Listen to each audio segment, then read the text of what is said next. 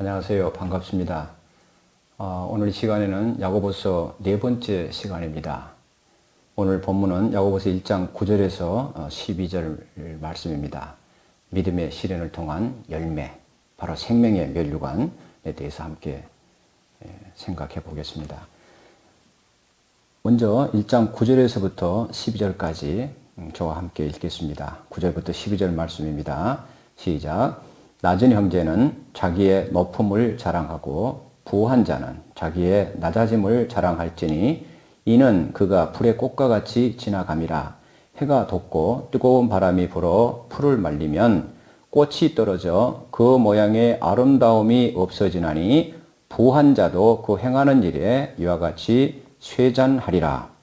시험을 참는 자는 복이 있나니 이는 시련을 견디어 낸 자가 주께서 자기를 사랑하는 자들에게 약속하신 생명의 면류관을 얻을 것이기 때문이라. 아멘. 오늘 본문을 언뜻 보게 되면은 바로 앞에서 우리가 살펴봤던 2절에서부터 8절 말씀과 특히 오늘 본문 중에서 9절에서부터 11절 말씀과는 문맥상 마치 별개의 주제를 다루는 것 같이 보입니다. 하지만 12절 말씀이 시련을 견디어낸 자, 즉 그 시험을 통해 옳다함을 인정받는 자는 생명의 면류관이 상급으로 주어진다는 약속의 말씀이 있습니다. 그래서 이 12절 말씀은 앞에서 우리가 살펴본 2절에서부터 11절 이 모든 말씀의 이 결론에 해당됩니다.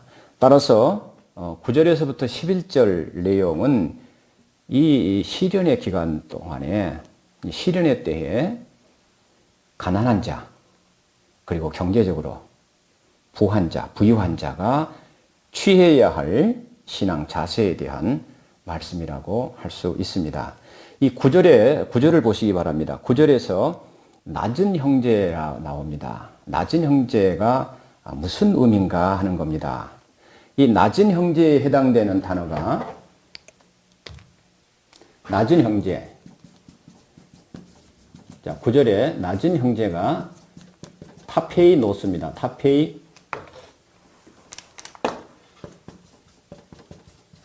타페이노스라고 이렇게 타페이노스라고 헬라어에 되어 있습니다. 이 말은 무슨 얘기냐 그러면 타페이노스라고 하는 것은 땅 위에서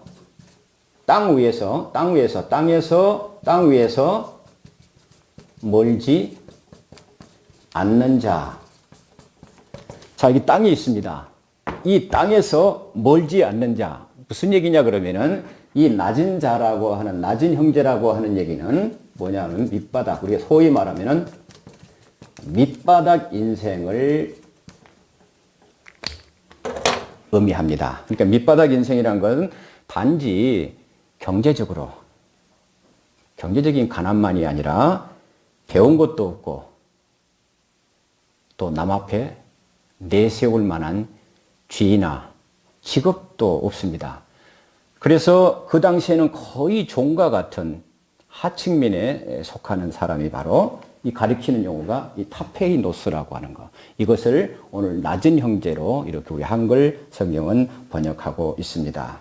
그런데 이러한 사람에게 오늘 야고보서 기자는 자기의 높음을 자랑하래요. 여러분, 이것은 문자대로 해석한다 그러면은 논리상 맞지를 않습니다. 그래서 무슨 얘기입니까? 이것은 영적인 개념이다. 그리고 궁극적으로 종말론적인 차원에서 한 말씀임을 우리가 알 수 있습니다. 자, 낮은 형제.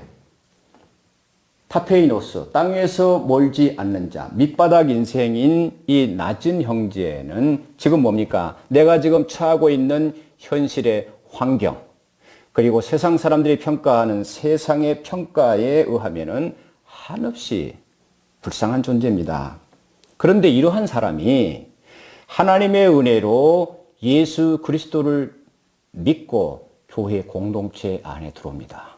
예수 그리스도를 믿음으로 말미암아 하나님의 자녀된 영적인 지위를 부여받게 되었다 하는 겁니다.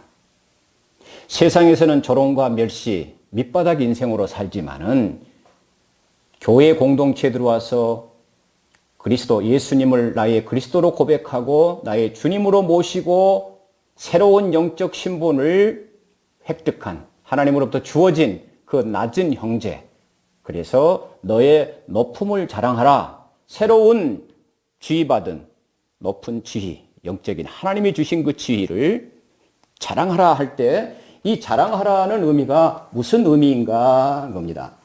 아니 지금 내가 처한 환경이 한없이 공고하고 세상 사람들도 별 볼 일 없는 사람으로 조롱과 멸시 가운데 살아가는 이에게 자신의 높음을 자랑하라 그럴 때 이 자랑하라는 의미가 무엇일까?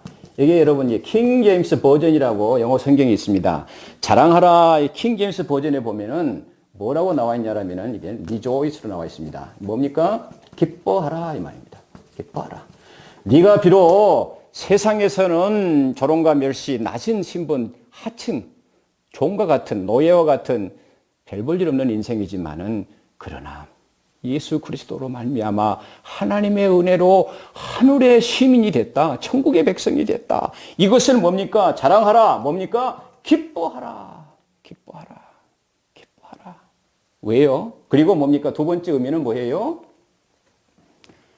자존심을 잃지 말고 자긍심을 가져라. 자존감을 잃지 말고 긍지를 가지라 하는 의미입니다.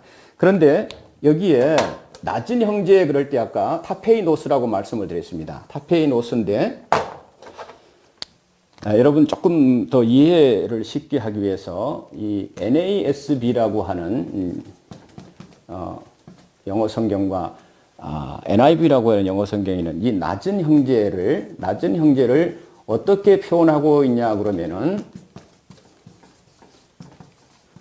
the brother of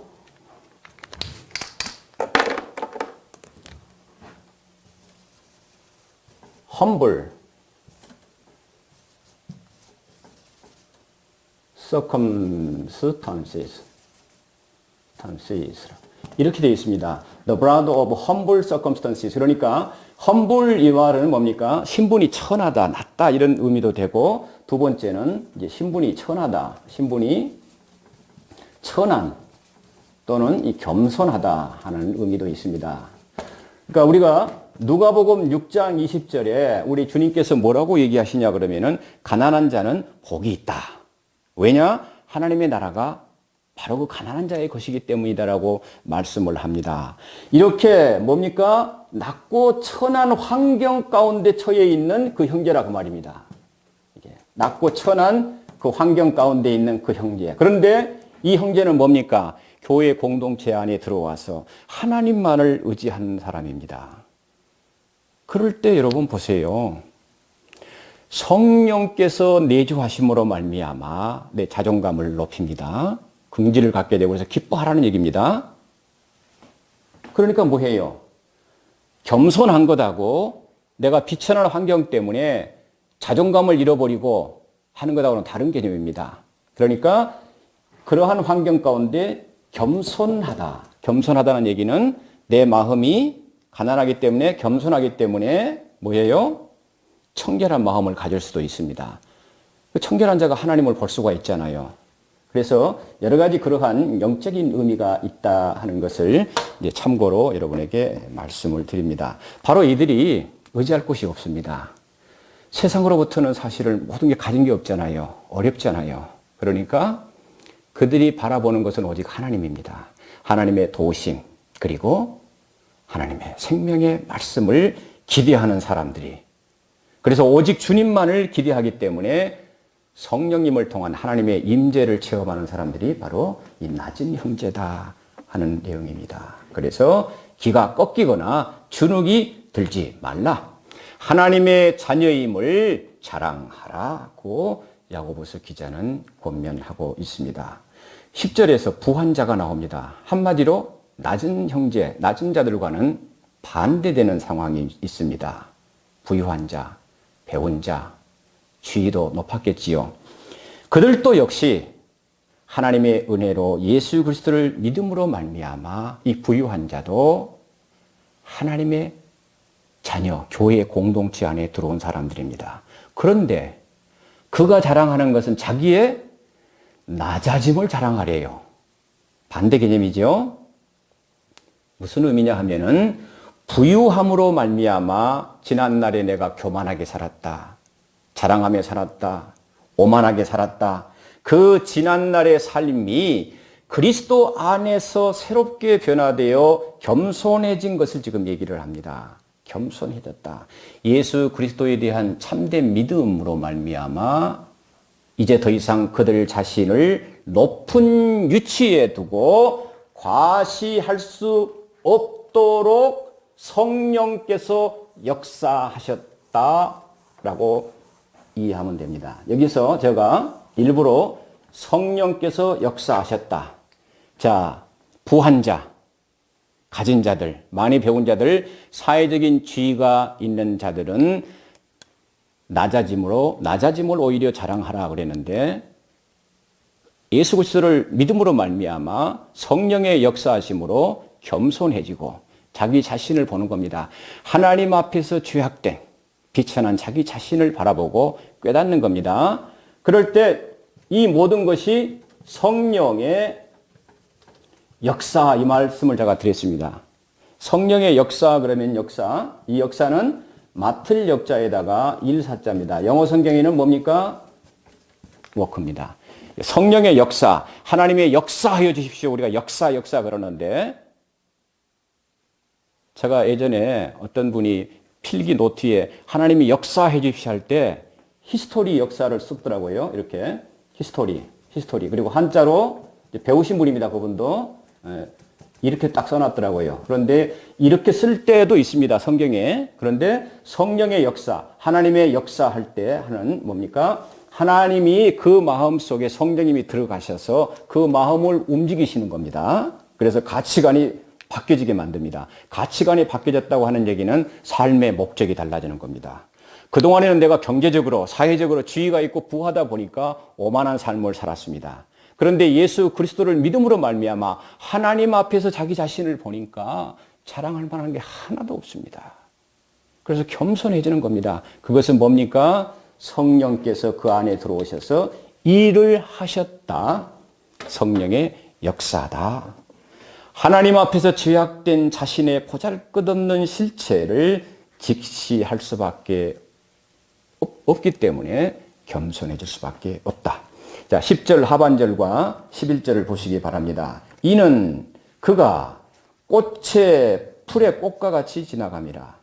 해가 돋고 뜨거운 바람이 불어 풀을 말리면 꽃이 떨어져 그 모양의 아름다움이 없어지나니 부한 자도 그 행하는 일에 이와 같이 쇠잔하리라.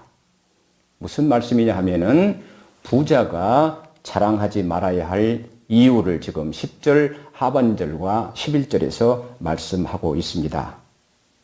이 세상의 부가 화려하게 보일지라도 그것은 잠시 있다가 곧 시들어버리는 풀의 꽃과 같다. 일시적인 것이다. 그러니까 자랑할 것이 하나도 없다. 이 말씀입니다. 이 본문, 야고보서 본문 말씀은 구약 성경 이사야에서 40장 6절에서 8절에 있는 말씀을 약간 변형해서 지금 인용한 내용입니다. 이 풀과 꽃으로 대변된 인생과 인생의 영광, 그리고 그 아름다움은 이사야에서 얘기하는 그 의미는 1차적으로 선민, 이스라엘 백성들을 압제하는 그 당시에 바벨론을 지칭합니다. 그 당시 바벨론 제국은 세계 최강의 나라였습니다. 그 국력이 강성해지고 그 영예가 드높아진 것을 하나의 풀의 생장과 꽃의 아름다움에 빗대서 얘기를 한 겁니다. 이사야 선지자를 통해서 아무리 너희들이 국력이 강하고 대단한 것 같지만은 너희들은 풀과 같은 존재다. 풀의 꽃과 같은 존재다. 하나님 앞에서 교만하지 말라는 얘기입니다. 하지만 이 말씀은 또한 무슨 의미냐 하면은 곧 얼마 있지 않아서 마르게 될 풀과 같은 인생을 의지하지 말라. 며칠 가지 않아 시들게 될 꽃과 같은 인생의 부귀영화, 명예, 권세 등등 그것을 소망하지 말고 오직 영원하신 하나님을 의지하고 소망해야 한다 하는 것을 교훈하고 있습니다. 여러분, 우리가 세상에서 이런 말이 있습니다. 권불10년이다. 권불10년. 권불10년. 권세 권자입니다. 아니불자 10년. 세상 권세가 10년 가지 못한다. 상징적인 표현입니다. 그 다음에 화무 11홍이라는 표현이 있습니다. 꽃화자입니다. 꽃화자. 없을 무자입니다. 11홍. 이것도 다 상징적인 표현입니다. 뭡니까? 꽃이 10일 동안 붉게 이렇게 피어나는 꽃은 없다. 물론 뭐 천일홍 100kg, 국화꽃이라도 몇 개월까지 피지요. 그러나 상징적인 겁니다.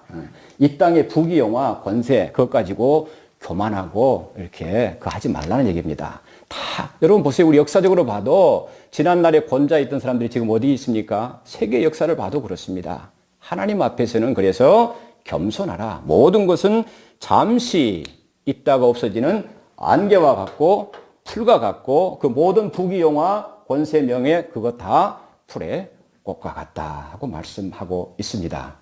자, 오늘 본문 말씀 9절에서 11절 말씀을 우리가 좀 더 좀 이해하기 위해서 신약 성경 디모데전서 6장 6절에서부터 10절 말씀을 좀 잠깐 좀 보겠습니다. 디모데전서 6장 6절에서 10절 말씀입니다. 10절 말씀. 오늘 본문을 이해하기 위해서 좀 같이 보는 게 좋을 것 같습니다. 디모데전서 6장 6절에서 10절 말씀입니다.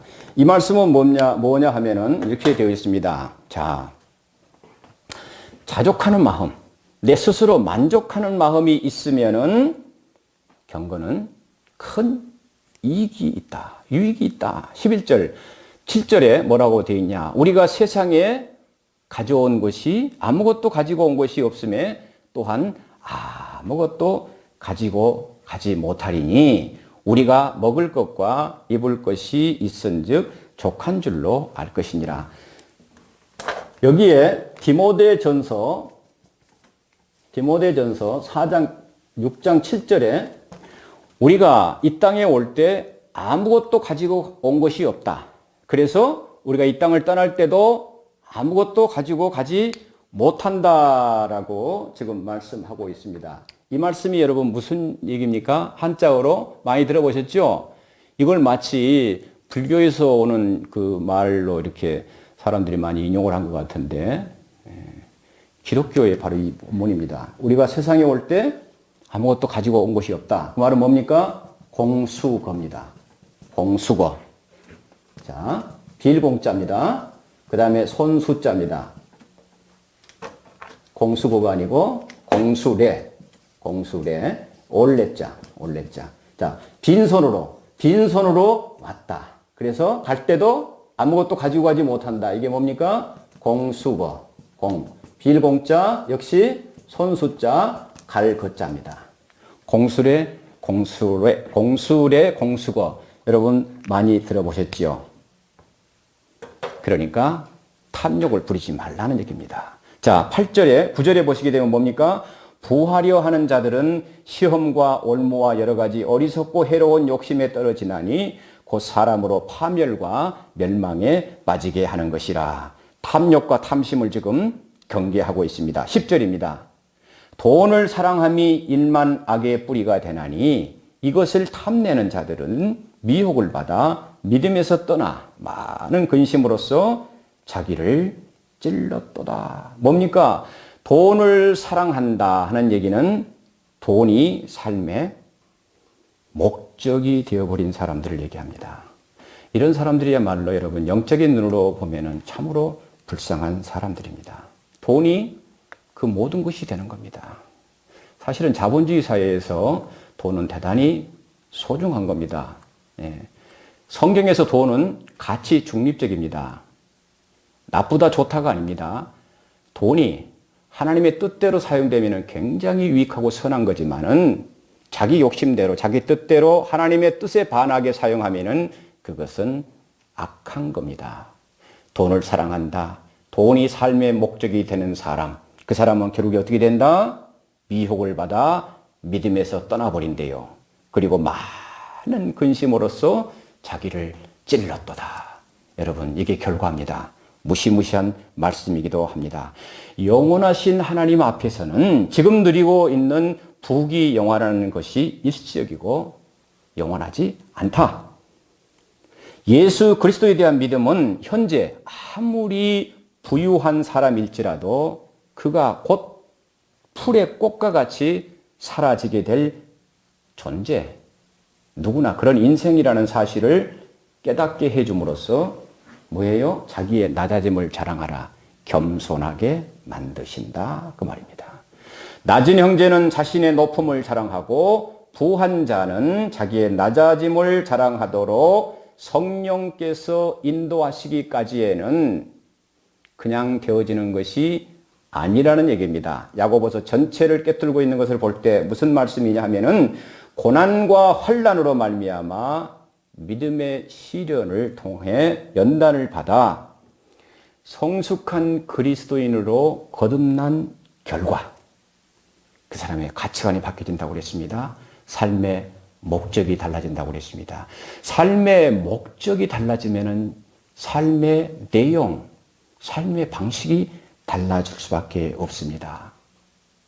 그래서 우리가 자주 인용합니다만 하나님의 백성들이 고난당한 것이 내게 유익이라고 그런 고백을 하게 되는 것입니다. 교만은 패망의 선봉이라고 했잖아요. 그래서 이러한 시련과 고난을 통해서 하나님이 기뻐하시는 성숙한 행함으로 나아가는 참된 믿음의 사람으로 하나님께서 만들어주신다 하는 내용입니다. 자, 12절 말씀입니다. 우리 같이 한번 읽어볼까요?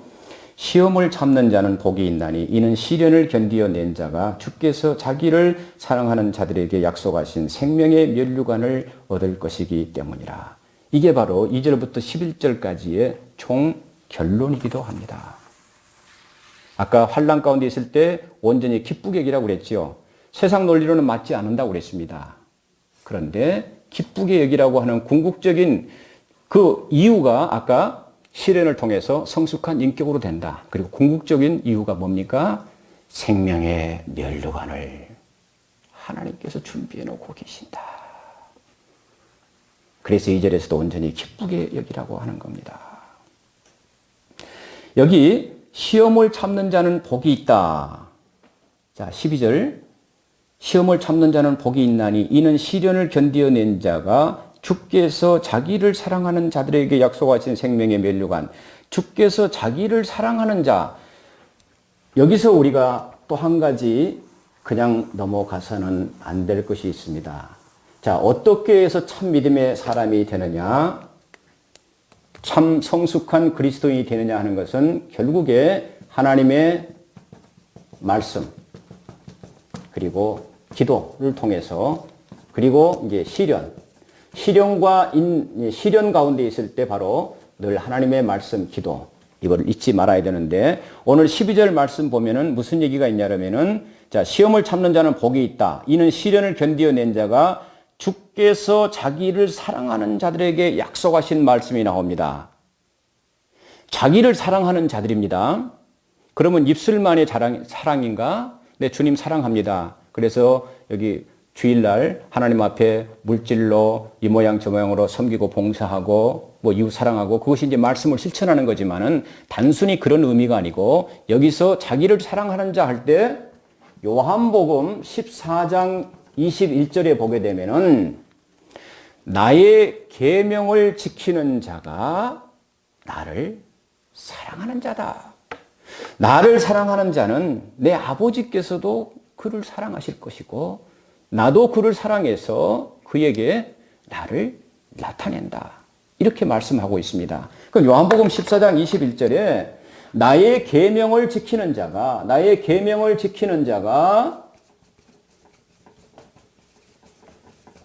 나를 사랑하는 자다.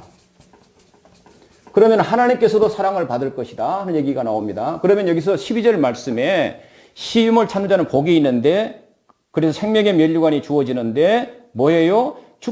주님께서 자기를 사랑하는 자기를 사랑하는 자는 뭡니까? 결국에 뭐예요? 하나님의 말씀을 믿고 따르는 겁니다. 이게 야고보서 전체 밑바닥에 흐르는 행함이 있는 믿음입니다. 단순히 입술만의 공허한 신앙 고백이 아니고 삶의 현장에서 주님의 말씀을 구체적으로 어떠한 어려움이 있다 하더라도 인내하면서 순종하는 삶, 끝까지 충성하는 것이 바로 그러한 자에게 생명의 면류관이 주어진다 하는 내용입니다.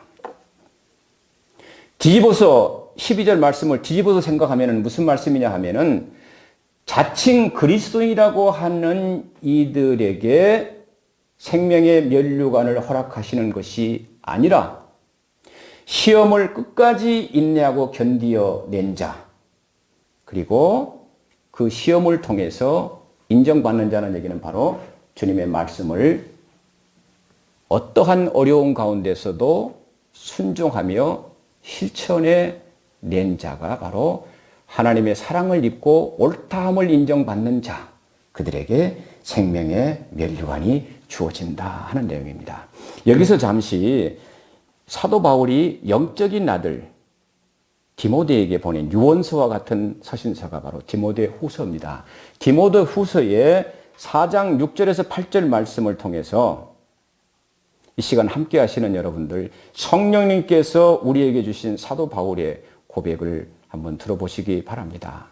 디모데 후서 4장 6절에서 8절입니다. 제가 읽겠습니다. 전제와 같이 내가 벌써 부어지고 나의 떠날 시각이 가까웠도다. 나는 선한 싸움을 싸우고 나의 달려갈 길을 마치고 믿음을 지켰으니 8절 이제후로는 나를 위하여 의의 면류관이 예비되었으므로 주 곧 의로우신 재판장이 그날에 내게 주실 것이며 내게만 아니라 주의 나타나심을 사모하는 모든 자, 주의 말씀을 순종하는 행함 있는 모든 신실한 자에게도 의의 면류관을 주실 것이라고 디모데후서 4장 6절에서 8절에서 고백하고 있습니다. 이 내용은 무슨 내용이냐 하면은 지금 바울 사도가 로마 당국으로부터 순교를 당하는 그런 지금에 앞두고 있습니다. 그래서 전제와 같이 내가 부어진다, 이것은 구약시대 제사 용어입니다만은 이 고백은 무슨 얘기냐 그러면은 자신에게 남은 마지막 피 한 방울마저도 하나님의 제단에 붓고 가겠다. 바울의 결연한 의지를 지금 천명하고 있는 말씀입니다. 바울은 지금 온전히 하나님 앞에 드려지는 삶을 살다가 순교를 당하는, 떠날 때까지 이런 모든 것을 지금 어떻게 자기가 살아왔다는 것을 지금 고백하는데, 여기서 떠난다는 의미는 비유적으로 죽음을 의미합니다. 삶의 무거운 멍에를 훌훌 벗어버리고 이제는 주님이 계신 곳, 저 영원한 천국에 내가 이제 가게 된다는 의미입니다. 여러분, 우리가 몸담고 살고 있는 이 세상은 영원히 머무르는 곳이 아닙니다. 주님이 부르시면 언제든지 언제나 떠나야 하는 곳입니다. 올 때는 순서가 있습니다. 그러나 떠날 때는 순서가 없습니다. 생명의 주인이신 주님께서 정해 주신 때가 차면은 우리는 떠나야 하는 그러한 존재입니다. 우리 인생이 죽음으로 모든 것이 끝난다면 하나님이신 예수님이 육신을 입고 이 땅에 오실 필요가 없습니다. 십자가에 돌아가실 아무런 이유도 없었습니다. 죽음으로 모든 것이 끝난다면 우리가 세상 사람들로부터 손가락질 받으며 조롱을 받으며 그러한 전도도 할 필요가 없습니다. 오늘 이 시간 저와 여러분께서 하나님의 이 생명의 말씀을 이 귀한 시간에 같이 공부할 이유도 없습니다.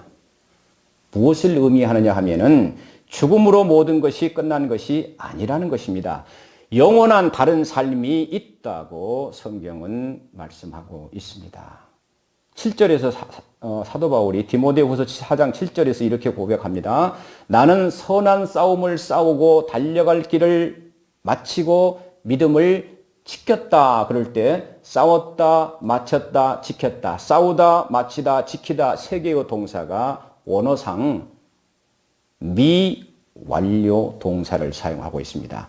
미완료 그 말은 헬라어에서 아직 완성이 안 됐다. 그 말은 무슨 말씀이냐면은 내 개인의 종말, 죽음의 순간까지 또는 예수님이 재림하는 그 순간까지 우리가 선한 영적인 싸움을 싸워야 되고 믿음의 경주를 계속해서 달려야 되고 끝까지 믿음을 지켜야 한다 그런 의미입니다.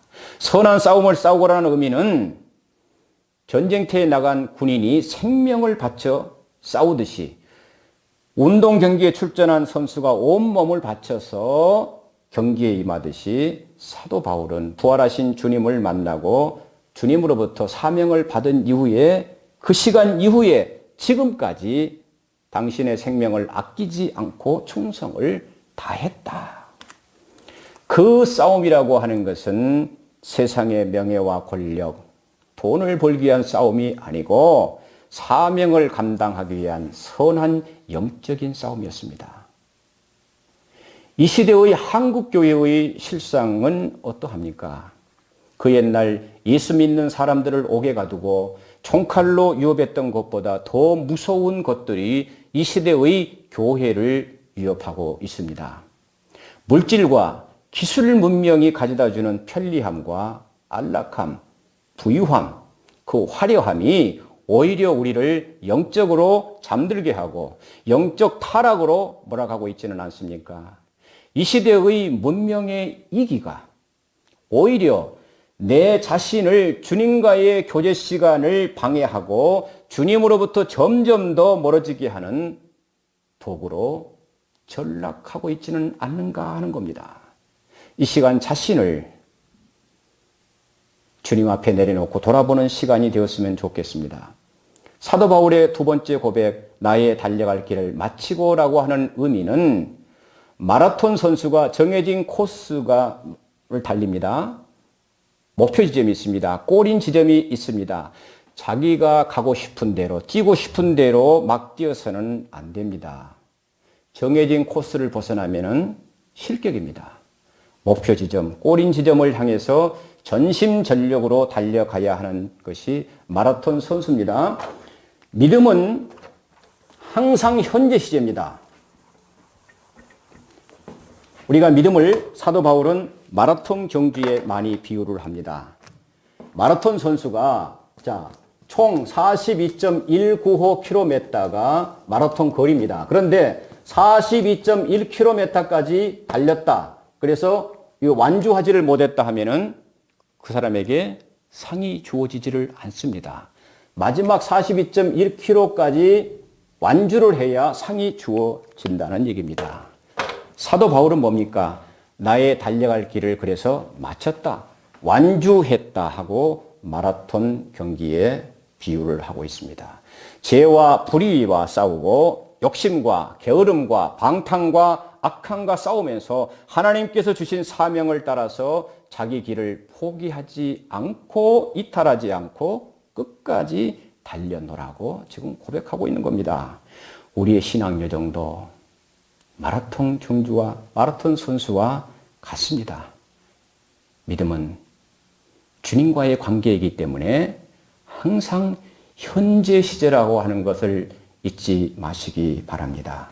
세 번째, 마지막으로 믿음을 지켰다라는 의미는 순교자처럼 살아왔다. 이 시대에는 너무나 영적으로 지금 타락한 시대입니다. 하나님의 창조 질서를 부정하고 있습니다. 패역한 시대입니다. 그래서 세상과 타협하는 자들이 너무나 많습니다. 종교 혼합주의가 판을 치고 있습니다. 사도 바울의 믿음을 지켰다라고 하는 고백 속에는 무슨 의미냐면은 내가 죽음이 두려워서 신앙을 팔아먹지 않았다. 세상과 타협하지 않았다. 다시 말씀드리면은 예수 그리스도의 복음을 위하여 어떠한 유업에도 협박에도 굴하지 않고 기꺼이 내 생명을 내놓았다는 의미입니다. 사도 바울이 어떠한 사람입니까? 어떠한 인물이었습니까? 초대교회 에루살렘 교회의 핍박에 박해해 최선봉을 섰던 사울이라고 하는 청년. 그는 바리새인 중에 바리새인이요. 율법으로는 흠이 없는 또 그 당시에 최고의 권위와 가진 가말리엘 문화에서 수학했던 사회적인 배경, 그 집안의 그 모든 출신 배경, 또 로마 시민권을 가지고 있습니다. 그 누구보다도 그 당시에 뛰어난 학식과 출신 배경, 출세 가도를 달리고 있던 사람이 바로 사울 청년이었습니다. 다마스커스, 지금의 시리아, 다마스커스, 다메섹으로 예수 믿는 사람을 대수장의 체포영장을 가지고 검거하러 가다가 그 도상에서 부활하신 주님을 만납니다. 예수 그리스도를 만난 이후에 그동안에 자기가 제일로 삼았던 그 모든 배경들, 예수 그리스도의 복음을 믿는데 오히려 방해가 된다, 해가 된다 해서 그 모든 것을 배설물로 여겼다라고 빌립보서 3장에서 고백하고 있습니다. 예수님을 만난 이후에 그는 죽기까지 예수 그리스도의 복음을 위해서 충성한 사람입니다. 그는 일평생 독신으로 나그네와 같은 삶을 살았습니다. 그래서 우리 인간의 눈으로 보기에는 그 사람같이 불쌍한 사람이 없습니다. 그러나 하나님의 눈으로 보시기에는 바울이야말로 주님이 기뻐하시는 위대한 삶을 살아낸 사람입니다. 그 결과 8절에 바로 뭡니까? 의의 면류관이 예비되었다. 뭡니까? 그 죽음을 앞두고 죽음 너머에 나를 위해서, 아니 그리고 예수 그리스도를 믿는 신실한 하나님의 백성들을 위해서 주님께서 의의 면류관을 갖고 계신다. 준비하고 계신다. 의의 면류관. 오늘 본문의 12절에서는 생명의 면류관이라고 나와 있습니다. 생명의 면류관. 뭐가 다른가 하는 겁니다. 사실은 같은 의미입니다. 의의 면류관 할 때 의입니다. 잠시 보겠습니다. 의라고 하는 것은, 이 말은 우리가 이제 로마서에 보면 나옵니다만은 믿음으로 말미암아 의롭게 된다 칭의할 때 의는 유월절 어린 양 되신 예수님입니다. 예수님, 유월절 어린 양 되신 예수님의 플러스에서 나라는 존재가 바로 어린 양, 유월절 어린 양 예수님 밑에 예수님과 합하니까 믿음으로 말미암아 하나가 되니까 그것을 하나님께서 보시고 의롭다고 칭해 주셨다. 원수 되었던 관계가 화목제물 되시고 속죄제물 되시는 예수 그리스도를 내가 믿음으로 말미암아 다른 거 보지 않고 의롭다고 바른 관계로 세워주신 하나님. 그러면 나라는 존재는 어떤 존재인가 하는 겁니다. 로마서는 얘기를 합니다. 의인은 없나니 하나도 없다. 다 죄인이다.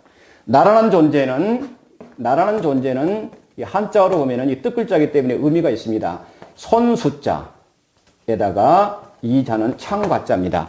내 손에 공격용 무기인 창을 가지고 있는 존재가 나라는 존재입니다. 왜 창을 가지고 있습니까?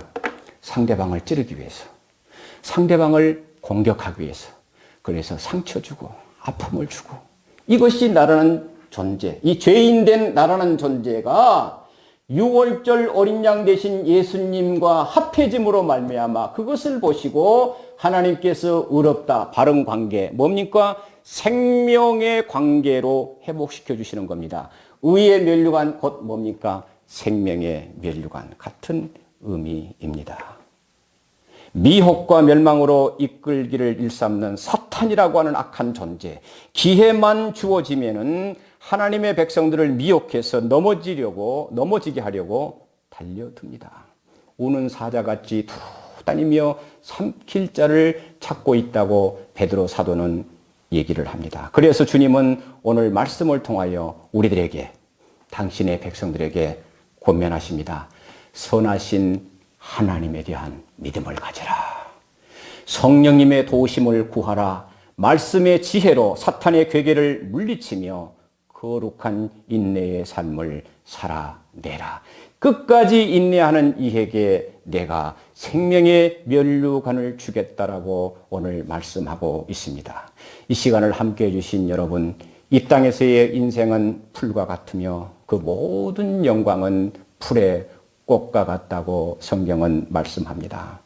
이것은 단순히 인생 무상을 얘기하는 것이 아닙니다. 여기에 담긴 깊고도 오묘한 영적 진리가 있습니다.